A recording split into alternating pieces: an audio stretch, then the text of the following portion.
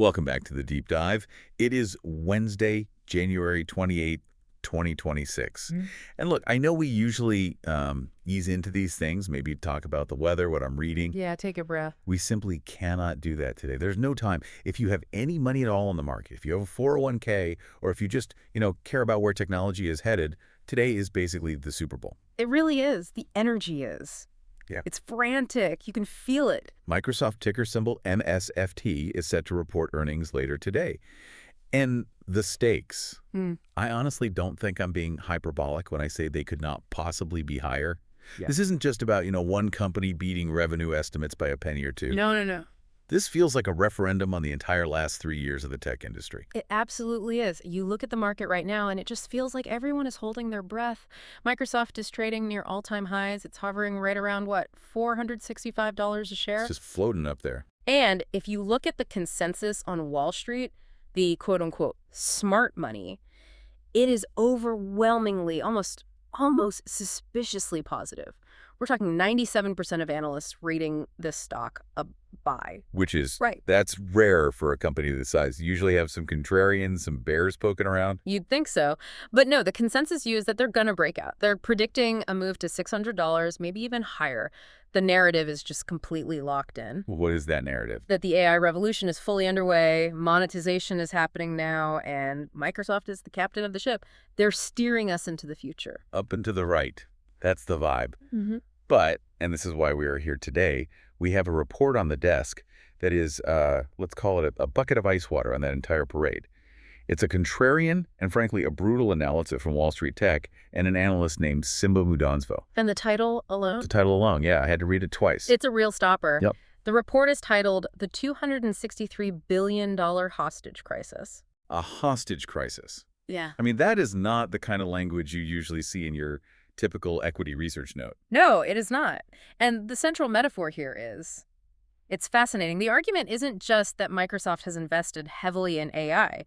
It's that they have backed themselves into a corner where they are, in effect, being held hostage by OpenAI. And the numbers that Mudanzvo throws out to support this they're staggering. They really are. And we're not just talking about the $13 billion equity check that everyone knows about. Right. That was the big headline news back in the day. Everyone saw that number. That's the tip of the iceberg. I mean, really, it's just the down payment. The report highlights a committed $250 billion in Azure subsidies. Okay, stop there. $250 billion, just so we're all clear, that is $250 billion in, cloud credits? Correct. Free cloud compute. And the provocative thesis here, the core argument, is that Microsoft is funding what the source calls the most expensive autopsy in corporate history. An autopsy.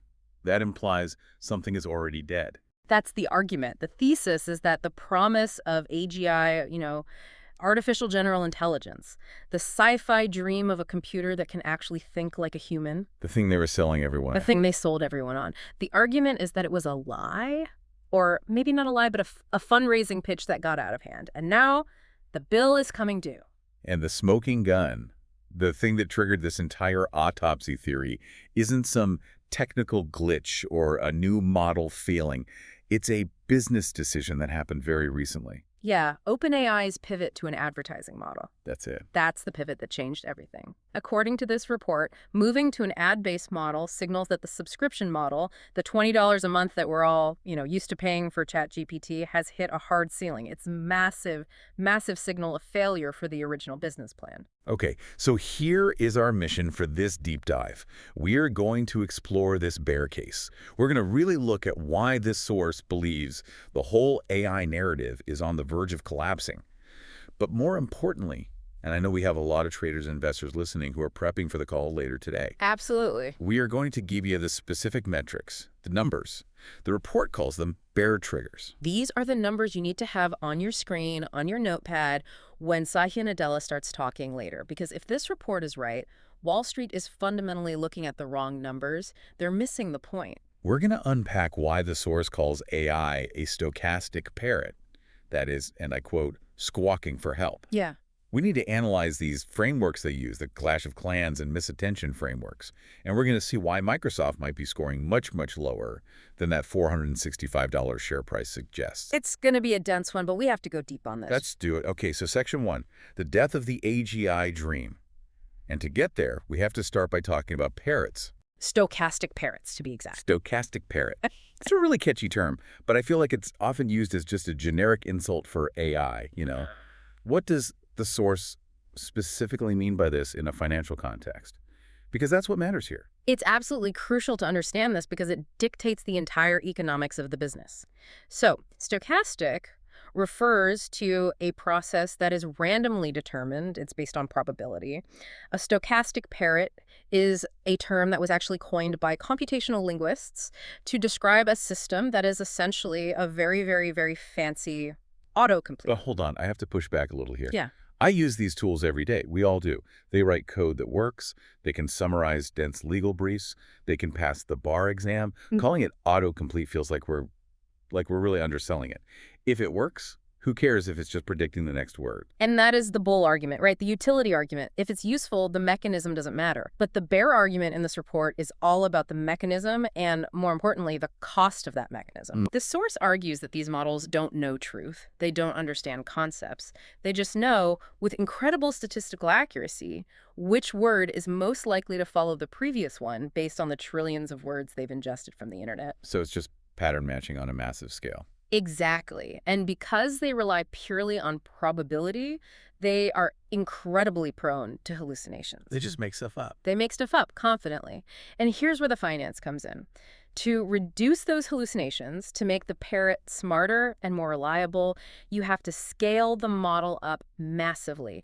You have to feed it more data, more parameters, which means you need more GPUs, more electricity, and every single time you ask it a question, it has to run these massive, energy-intensive matrix multiplications just to predict those next words. So it's computationally heavy. It's computationally exorbitant. And this is where the report drops a devastating metric, and you should write this down. Currently, it costs about $3.30 in compute and energy to generate just $1 of revenue. Whoa.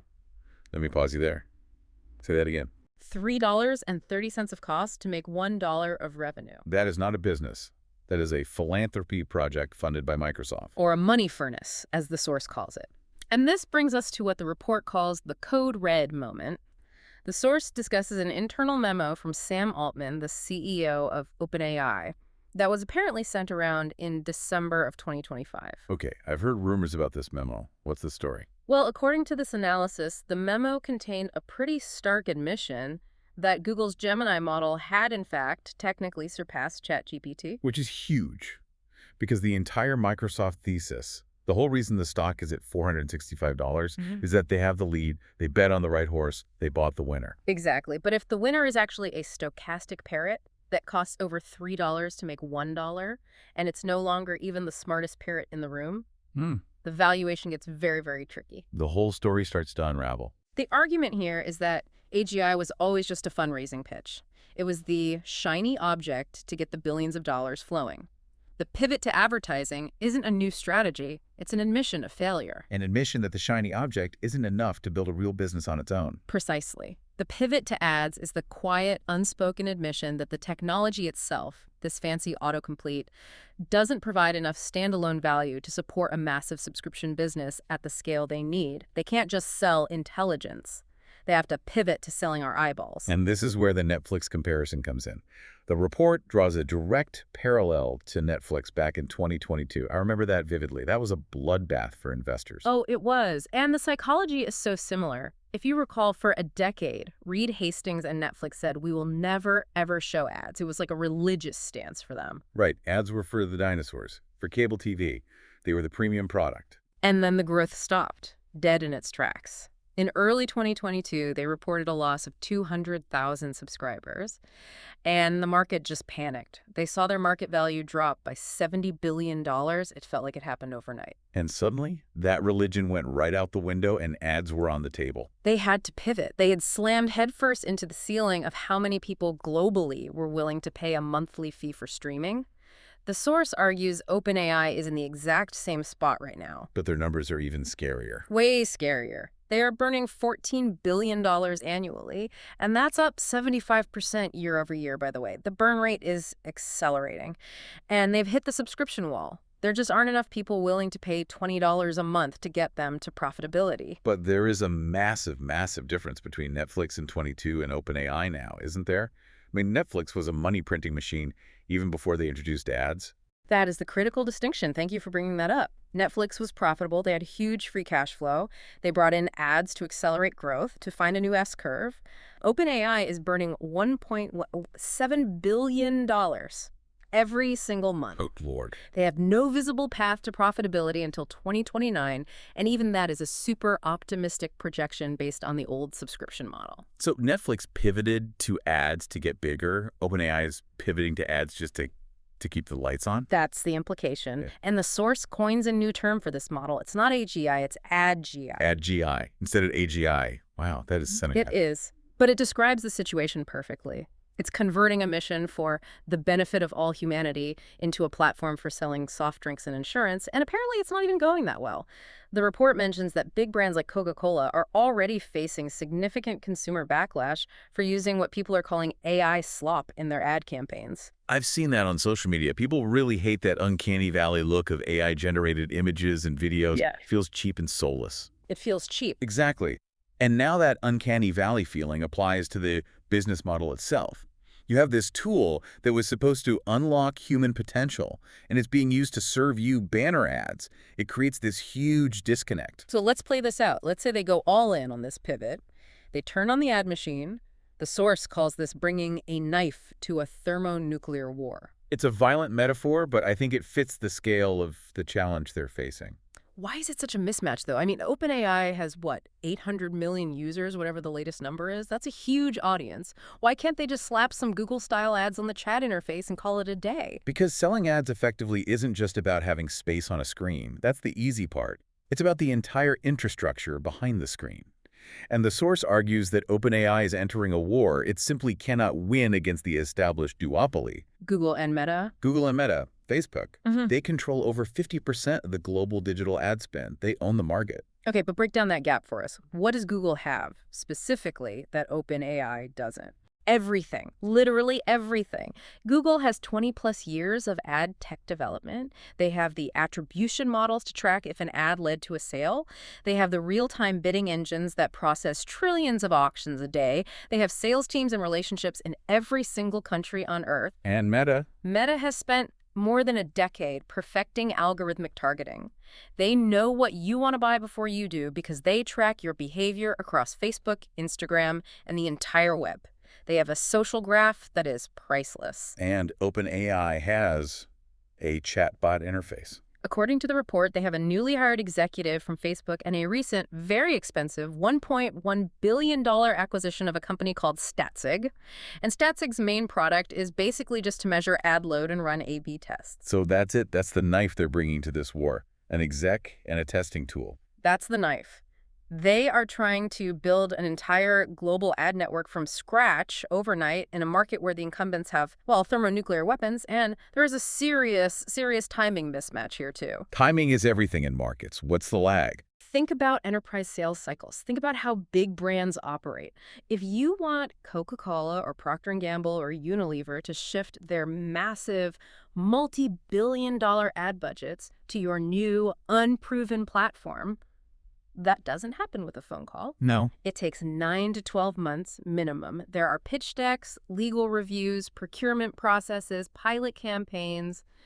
It is a slow, methodical process to move that kind of money. But OpenAI, as we just established, needs the money now. Exactly. They're burning over $1 billion today. By the time this theoretical ad revenue materializes in, say, early 2027, they will have burned through another $20 billion. Like $1 billion. And Yeah. who is funding that burn? It's not OpenAI's revenue. It's coming from Microsoft's balance sheet. It's Microsoft. But there's this other huge risk mentioned in the report for the users themselves, the risk of enshittification. Oh, I love that word. That's Cory Doctor's term, right? It is, and it's a perfect description. The idea that platforms inevitably degrade their user experience over time to squeeze out more profit for shareholders, they get worse on purpose. We've seen it 100 times. And if OpenAI starts showing ads to its 800 million users before they have truly locked those users in, before ChatGPT is absolutely indispensable, they risk driving them away en masse. I can absolutely see that. If I'm in the middle of asking ChatGPT to help me debug a Python script, and it pauses the response to show me a 15-second unskippable spot for car insurance, I'm going to be furious. You'd be livid, especially when there are free, high-quality alternatives popping up everywhere. We'll get to the open source models later, but if you can get the same answer from DeepSeek or Quinn for free with no ads running on your own machine, or if you can pay a company like Anthropic for a better, more professional ad-free experience, why would you stay with OpenAI? You risk a mass exodus at the exact moment you need to show scale to advertisers. It's a death spiral. This brings us right back to Microsoft. Because if OpenAI is the hostage taker in this metaphor, Microsoft is the one paying the ransom check every month. And we have to talk about the leadership here.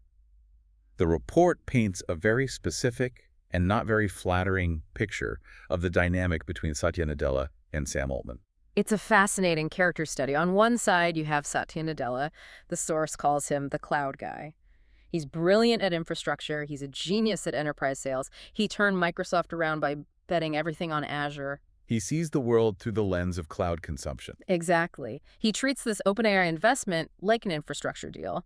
He sees it as a way to drive massive volume for his cloud business. He's looking at the plumbing. Right. And then you have Sam Altman, Whom the source labels simply the salesman. and the critique is that Nadella, the brilliant engineer, got sold a bill of goods by the master salesman. That's the core of it. The critique is that Nadella bought the hype, he bought the AGI narrative, without doing the deep technical due diligence on whether AGI was actually real or even plausible in the near term. He treated a highly speculative venture capital bet like it was a steady, predictable infrastructure contract. The source calls this the most expensive hedge in history. Yeah, and they compare it to Apple buying NextT back in 1997. Right, which is always held up as the classic example of a brilliant tech acquisition. The best, maybe ever. When Apple bought NextT, they spent $400 million. That deal brought Steve Jobs back to the company, and it brought the technology that eventually became Mac OS X. It literally saved the company from bankruptcy. The return on that $400 million investment was astronomical. And the argument here is that Microsoft's leadership thinks this is their next T moment, that OpenAI will save them and define their next chapter. Exactly, but the price tag is just a little different. The total commitment to OpenAI, when you add it all up, is $263 billion. That's the $13 billion in equity plus the $250 billion in subsidies. The scale of the risk is just completely incomparable. And this is where we get to the catch-22 from Microsoft, which is really the heart of the hostage argument. Oh, yes. This is why they're trapped. Okay, lay it on me. Why is Microsoft trapped no matter what happens? All right, think about the two possible outcomes. Scenario A, OpenAI fails. The technology stalls out, the ad model flops, they run out of money. In that world, Microsoft loses its $13 billion investment, sure, but much more importantly, their entire growth narrative for the next decade collapses. The stock plummets. It would be a disaster. But that's the clear nightmare scenario. But now look at scenario B. Let's say OpenAI succeeds beyond their wildest dreams. Let's say they actually do figure it out. They invent AGI, or they build a massive, profitable ad business, and they go public with a gigantic IPO. Okay, so in that case, Microsoft makes a ton of money on their equity stake, right? They win. They make money on the equity, yes. Yeah. But at that point, OpenAI is a powerful, independent corporate giant. They now have a fiduciary duty to their own shareholders, not to Microsoft. They would have all the leverage in the world. They could, and probably would, renegotiate those Azure pricing deals from a position of incredible strength. So they could say, hey, Satya, nice cloud you have there. It's been great. But Google Cloud is offering us a 50% discount to move our workload over. Exactly. Or Oracle, or Amazon, anyone who would offer them massive discounts just to steal that flagship workload away from Azure. So you see the trap. If OpenAI loses, Microsoft's stock crashes. If OpenAI wins, Microsoft loses all their leverage and just becomes a commoditized utility provider to their own creation. That is a very, very tough spot to be in. And in the meantime, while they're waiting for this to play out, we have to talk about something the report calls circular revenue. This is the part of the analysis that gets very heavy. The source uses the term Enron-style risk, which is, you don't use that word lightly. Whoa. Enron is a fighting word in finance. I want to double-click on this. Let's make sure we and everyone listening understands exactly how this money is alleged to be moving. Okay, let's walk through a hypothetical transaction based on the report's logic. It's actually pretty simple. You are Microsoft. You have a big corporate checking account, and you have a cloud division called Azure. You take $10 billion from your checking account, and you give it to OpenAI as an investment. Okay, simple enough. Money goes out the door. OpenAI now has $10 billion in cash. Right. Now, OpenAI has all this cash, but they need to buy a ton of servers to run ChatGPT. Who is the preferred vendor for those servers? Microsoft Azure is part of their deal. Exactly. So OpenAI takes that same $10 billion that Microsoft just gave them, and they pay it right back to Microsoft Azure for a big batch of compute credits. So the cash just did a round trip. It went out of Microsoft's left pocket and came right back into their right pocket. The cash did a perfect round trip. But here's the accounting magic trick. When that $10 billion comes back to the Azure division, Microsoft gets to record it as revenue. Oh, there it is. So Wall Street analysts see the quarterly report and they say, wow, Azure grew 30% year over year. This AI thing is a home run. Investors cheer, the stock goes up. But what they might not see is that Microsoft effectively paid for a huge chunk of that growth with its own investment capital. It's artificial demand. Now, to be clear, that's technically legal, right? Right. Assuming the cloud services are actually being rendered for fair value. But it feels precarious. It's legal, but it's what analysts would call very low-quality revenue. It's not organic growth from a diverse customer base. The report cites a specific number here. $865 million in revenue from OpenAI in a single quarter in early 2025 alone. So almost $1 billion in one quarter. And the warning here is that OpenAI is a money furnace. If that furnace stops burning cash, meaning if OpenAI is forced to cut costs drastically to try to become profitable, or worse, if they go bust, that revenue growth for Microsoft Azure evaporates instantly. It's a valuation trap. You're paying a huge multiple on revenue that a company essentially bought from itself. That's precisely the risk. Okay, so that is the internal mess. That's the hostage situation. But let's widen the lens a bit. While all this is happening inside the Microsoft-OpenAI relationship, they are also fighting a war on 3 separate fronts. The Thorse uses a thesis framework to analyze this competitive pressure. Right. The simple question the analyst asks is, does Microsoft have a monopoly thesis? Are they offering something so unique, so defensible that they can dominate the market and earn outsized profits? And the source gives them a 9 out of 10 threat level. 9 out of 10. That's about as high as it gets. That means they see the threat as severe and imminent. It means they believe the castle is under siege from all sides. Okay, let's break down these 3 wars. War number 1. The source called it the adults in the room. This refers to Anthropic. Anthropic is fascinating because their entire go-to-market strategy is so different. While OpenAI was chasing the AGI dream, the sci-fi superintelligence that would change humanity. Anthropic was trying to build a better paralegal. Exactly. They weren't trying to build God. They were building a tool. They focused on concrete, measurable ROI for businesses. They're selling a product that, for example, can reduce the time it takes for a lawyer to do contract review by 40%. They have features like artifacts that make coding and document creation really seamless for professionals. It's boring, it's reliable, it's a utility. That's a language a CFO can understand. I pay you X dollars for this and I save Y dollars in labor costs. It's a simple calculation.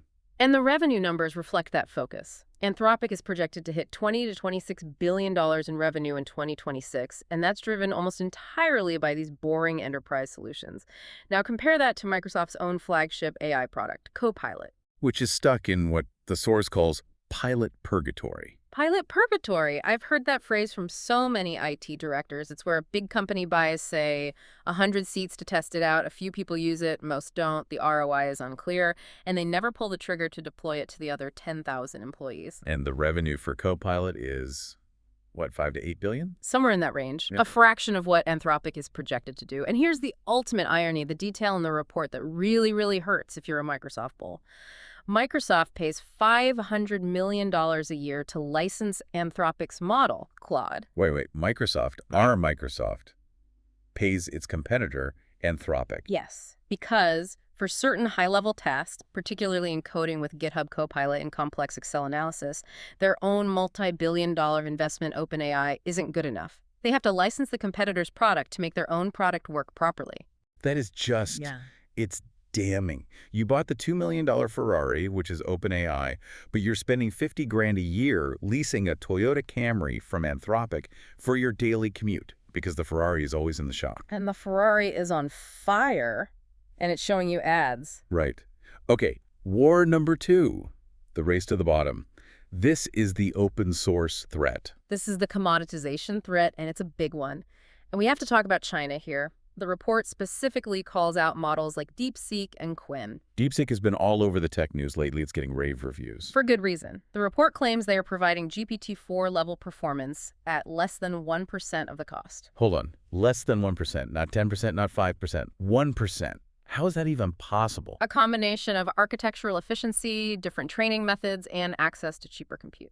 But the how almost doesn't matter. The implication is terrifying for Microsoft's business model.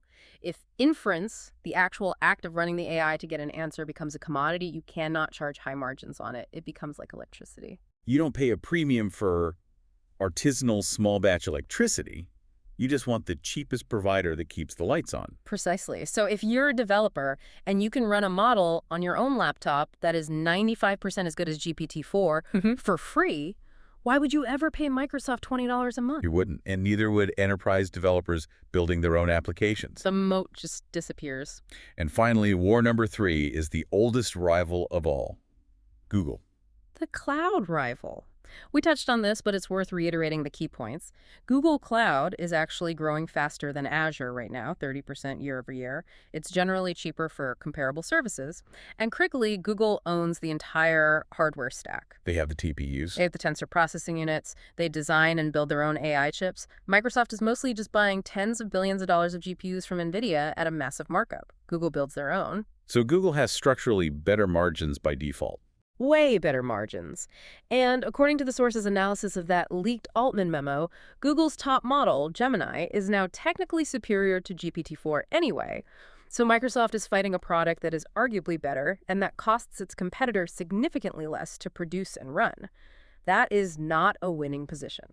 Okay, so that is the landscape. A hostage crisis on the inside and a brutal three-front war on the outside. It's a bleak picture, according to this report, but let's get practical. We have listeners who are looking at their portfolios, maybe sweating a little bit right now.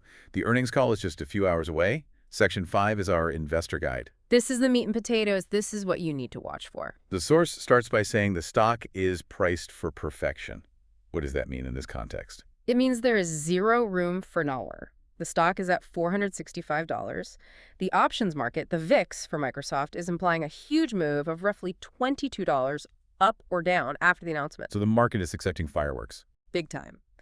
And the consensus on Wall Street is for revenue to be up 15%, EPS up 20%, and that all-important Azure growth number to hit somewhere between 28–30%. Those are enormous numbers to hit for a company of this size. That's not easy. They are massive, and the source warns that Wall Street is essentially using the July 2025 playbook, a playbook which already failed them once, spectacularly. Remind us what happened in July 25, or rather the earnings that covered that period. Right, so in the October 25 earnings report, the market expected the exact same things they expect today. An AI boom, massive growth, blowout numbers, and Microsoft missed. The stock dropped 15% in a day.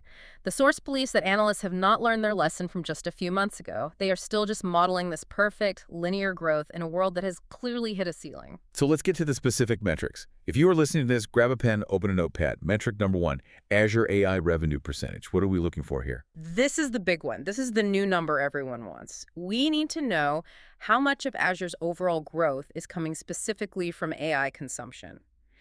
Is it a real driver or just a rounding error? The threshold the report sets is 10%. Is AI revenue more than 10% of total Azure revenue? That would imply a run rate of about $13 billion. And what is the bear trigger? When do the alarm bells start ringing? If that number comes in under $10 billion, or if the growth rate of that specific segment is less than 50% year over year, if it hits those lows, it implies that the capacity constraints excuse that Microsoft has been using for the last year is, well, a lie. They've been saying, we could sell more AI, we just don't have enough NVIDIA GPUs to meet the demand. Right, that's been the story. But if the revenue is light, it tells you the real issue isn't a lack of supply, it's a lack of demand. It means companies aren't buying it as fast as they thought. Okay. Metric number 2, CapEx. Yeah. Capital expenditures. Microsoft has been spending money like water on data centers. They have. And Wall Street generally wants to see that spending peak. They want to hear management say, okay, we've built the factories, now it's time to print the money. But the bear trigger here is if CapEx accelerates. If we see that quarterly number jump from, say, 94 billion annualized to something over 120 billion. Why is that bad? Isn't investing in the future a good thing? Not if the return on that investment isn't there. If they are accelerating their spending at the same time that AI revenue growth is softening, it means they are digging a deeper and deeper hole for infrastructure that isn't generating the expected returns. It confirms the money furnace theory. It means the Parrot is getting hungrier and more expensive, but not more profitable. Got it. Okay, metric number 3, co-pilot adoption. This is where you have to put on your translator hat and listen to the language very carefully. Satya Nadella is a master communicator. He's brilliant. So you have to beware of vague, happy-sounding words. If he says things like strong interest, expanding pilots, or good momentum, that is a trap. Those are weasel words. They don't mean anything without numbers. Yeah. They mean nothing. Interest is not revenue. Pilots are not full-scale deployments. The requirement for a bull case here is hard numbers, concrete numbers on production deployments. We need to hear him talk about closing 5,000-seat deals, 10,000-seat deals. We need to hear that companies are moving past the testing phase and actually rolling this out. And if they don't give those hard numbers. If they stay vague, it confirms the suspicion that 95% of enterprises are experimenting but seeing zero measurable ROI, and therefore they're not converting those pilots into real contracts. And briefly, let's touch on this Clash of Clans framework score. The Force gives Microsoft a 4 out of 10, which sounds pretty bad. Why so low? The Clash of Clans model is a way of evaluating business models based on their ability to attract whales, a small number of customers who spend almost unlimited amounts of money. Think of that one mobile gamer who drops $10,000 on virtual gems, or a high roller in a casino. Right. Those customers drive all the profit. Exactly. Microsoft in the AI space lacks true whales. Their main customers are enterprises, and enterprises have spending caps. They have budgets. A CIO cannot just go to the CFO and say, I need unlimited money for AI this year. The only whales Microsoft has right now are other AI startups who are renting their servers. And those startups are funded by venture capital money. Which is drying up fast in this environment. Okay. So when the VC money stops flowing to the startups, the whales die, and that revenue for Azure stops cold. It's an incredibly fragile ecosystem. This brings us to the final section, the domino effect. The source paints a pretty grim picture of a potential collapse, and it's driven by another framework they call misattention. Misattention is this idea that in the modern internet economy, attention is the scarcest resource, and it's incredibly fickle. The argument is that Microsoft and OpenAI have fundamentally lost the battle for attention. The narrative has gotten away from them. Lost it to who? To Elon Musk's XAI, which is seen as more cutting edge. To Anthropic, with their focus on AI safety and reliability. And even to the underdog story of open source models like DeepSeek. The narrative has shifted. It used to be this grand story of superintelligence is coming to save humanity. And now the narrative is, why are there ads in my chatbot? That is a losing narrative. And this leads to what the report calls the 5 dominoes scenario. This is the sequence of events the source predicts could lead to a full-scale collapse of the AI bubble. Okay, let's walk through the dominoes one by one. Domino 1. Domino 1 is the acknowledgement that the subscription model has failed. The report argues that the pivot to ads is that acknowledgement. That domino, they say, has already tipped over. Domino 2. Users flee to free open source models. The enshittification begins. If I have to see ads on ChatGPT, I'll just download the latest Llama or DeepSeek model and run it privately on my own computer for free. The user base erodes. That leads to domino 3. Enterprise AI spending craters. CIOs look at the usage data from their Copilot pilots. They realize nobody is actually using it to generate value, and they cut the budget in the next cycle. This hits Microsoft's earnings directly and confirms the lack of ROI. Domino 4. AI valuations collapse. If OpenAI can't make money from subscriptions or ads, it's not worth $500 billion. It gets marked down in the private markets. This hits Microsoft's balance sheet as they have to write down their investment. And the final domino, domino 5. Mr. Market finally realizes he bought a stochastic Parrot. The broad, market-wide realization that the technology, while impressive, simply does not justify the trillions of dollars in market cap that have been created. And the whole thing corrects. Hard. So given that potential chain reaction, what is the final recommendation from the source? It is a hard, unambiguous sell at $465. They see a downside risk to $420 on a simple earnings miss, which is a healthy correction. But they see a path down to $320 if this structural collapse scenario begins to play out. And they end with that pretty biting analogy. We mentioned the Ferrari earlier, but the full quote is just, Mhm. it's worth reading. It really is. They say Microsoft is buying a Ferrari. That's the $13 billion cash into OpenAI. Then they are leasing a Toyota because the Ferrari keeps breaking down. That's the $500 million Anthropic license. And they are paying $250 billion for the insurance policy on the Ferrari, all while the Ferrari is on fire in the driveway and is showing ads for Coca-Cola on its windshield. That's vivid. It really paints a picture of just chaotic mismanagement of capital, driven by hype. It does. It suggests panic and a fear of missing out rather than a coherent long-term strategy. So let's bring this all together as we wrap up. We have this massive tension here. Wall Street, 97% of analysts see a generational growth story. They see the future. They see $600 a share. This source, on the other hand, sees a massive value trap. It's the ultimate disconnect. And for you, for the listener, the core takeaway from all this has to be, look past the headline. Revenue beats. Microsoft might very well beat the top-line revenue number, partly because of that circular revenue we talked about. But you have to dig into the margins. You have to scrutinize the Azure AI growth rate. You have to demand the real adoption numbers for Copilot. It really all comes down to value. Is the value being created worth the immense cost? And here is a final provocative thought for you to chew on as we head into the call, something that wasn't explicitly in the report but feels like the giant elephant in the room. Go on.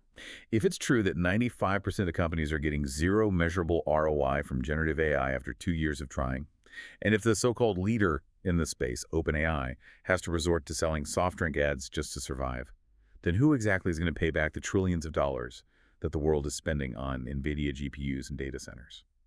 Is this intelligence actually worth the price of the electricity it consumes, or is it just a very, very expensive and very convincing party trick? That is the multi-trillion-dollar question, isn't it? Is the real-world utility there to justify the cost of the infrastructure? Or did we just build the world's most beautiful, most expensive railroad to nowhere? Something to think about as you watch the tickers move later today. We encourage you to tune into that earnings call. Listen for those bear triggers. Check the CapEx. Check the Azure AI revenue split. Listen for the weasel words. And as always, a reminder, this deep dive is for informational purposes only. We are exploring a source's thesis. This is not financial advice. Please do your own due diligence. Absolutely. Good luck out there in the market. It's going to be a wild day. Thanks for listening.